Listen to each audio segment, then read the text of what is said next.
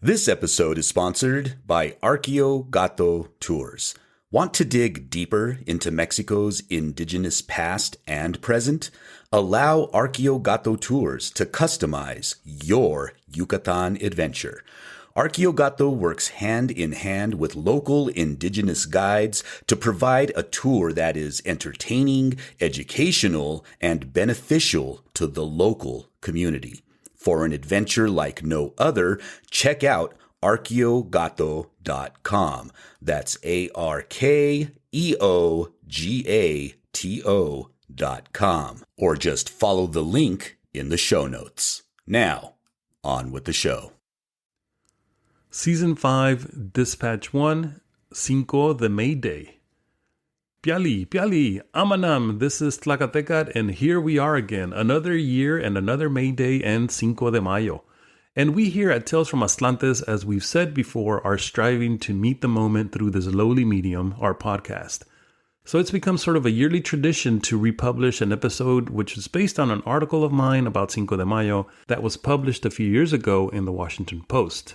This year, we'd like to offer something different. This is a blast from the past. It's an article in the April-May 1976 issue, so 49 years ago as of this recording, and it's on pages 3 and 13 of a local San Diego, California Chicano newspaper called Voz Fronteriza. The article in question is entitled International Workers' Day, and it was penned by Kaarina Palomino. And Kaarina's name here is spelled with a K and 2 A's in the front, so Kaarina. And so I'm not sure if she's still with us, but if she is, we send her our regards. If she's not, shout out to her friends and relatives who, if they ever listen to this or if anyone knows them, please tell them that we really appreciate what she wrote back in 1976. So what follows here is a brief synthesis of the main points of her piece, and this will be followed by my reading of her article in its entirety.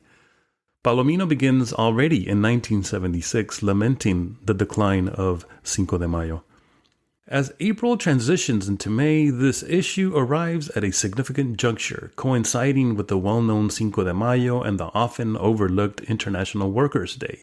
While Cinco de Mayo commemorates the Mexican people's spirited resistance against French colonialism in Puebla in 1862, a victory whose underlying significance is increasingly fading from collective memory, its spirit of defiance against subjugation resonates far beyond Mexico's borders. Indeed, the principles embodied by the defenders of Puebla echo in struggles for liberation worldwide, a historical continuum that finds contemporary expression in the endeavors of African peoples.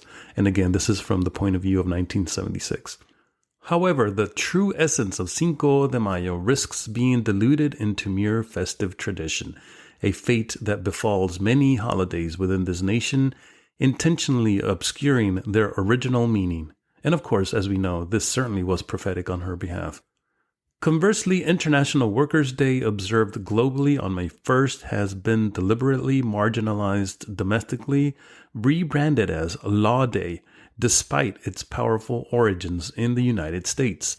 Born from the courageous 1886 Chicago strike demanding an 8-hour workday, a movement tragically suppressed, resulting in the martyrdom of working-class heroes, May 1st stands as a testament to international worker solidarity. Despite a concerted effort to diminish its importance, the enduring spirit of May 1st now converges with the historical significance of Cinco de Mayo, providing a potent framework for recognizing progress and reigniting the collective consciousness. These are not occasions for mere remembrance of past sacrifices, but rather vital reminders of the ongoing struggle against a persistent adversary, urging us to renew our efforts with unwavering resolve. And so I will now proceed to read her article. International Workers' Day by Kaarina Palomino. The working class has two holidays in the month of May, International Workers' Day and Cinco de Mayo. Both were born out of the struggle of the working people for a better life. May 1st will be celebrated around the world by workers of all countries. It is a day when all workers stand as one worldwide international proletariat, It voices its unity and supports all workers who struggle against exploitation. On May 1st, 1886, 340,000 workers in the USNA, or United States of North America, struck for the 8-hour day. This movement became an international one everywhere. Workers marched and sang from New York to San Francisco. These demonstrations did not take place without violence. We commemorate the people who marched in Chicago against the exploitation of workers. This march was brutally disrupted by policemen and other henchmen of the ruling class, and it resulted in the death of 8 workers. We recognize these workers as the martyrs of Chicago. The newspapers were virtually unanimous in declaring that the movement was, quote, communism, lurid and rampant, end quote. They declared it would engender, quote, lower wages, poverty, and social degradation for the American worker, end quote, while inducing, quote, loafing and gambling, rioting, debauchery, and drunkenness, end quote.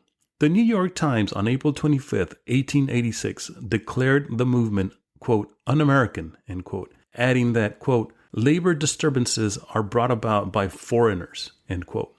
But May Day has not been officially celebrated in the USNA for over 30 years. Instead, we are told to celebrate Law Day by the government in hopes of hiding the militant history of the working class. By not recognizing May Day, they quiet the voices of the past that rose in unity and protested against exploitation of workers. May Day was born out of the struggle of the workers of the world.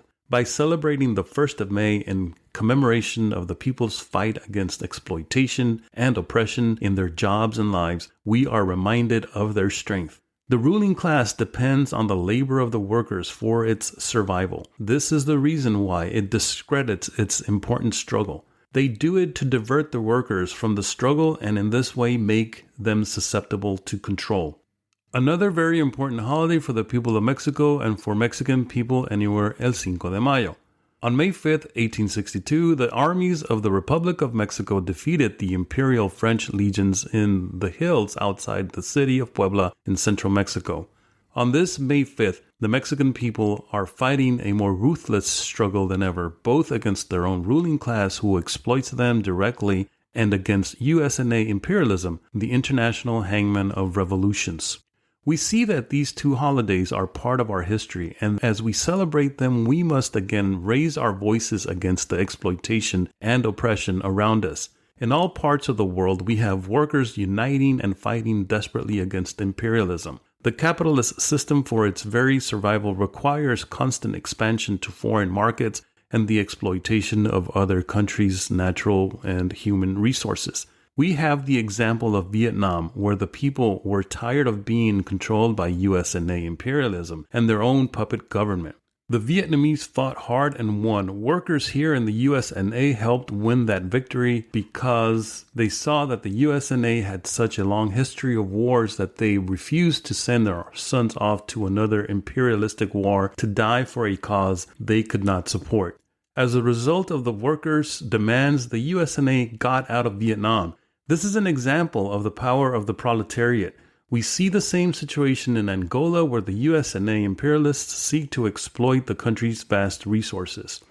The USNA is in a worsening economic crisis. It follows that the capitalist structure needs war to absorb overproduction of goods and to conquer new markets.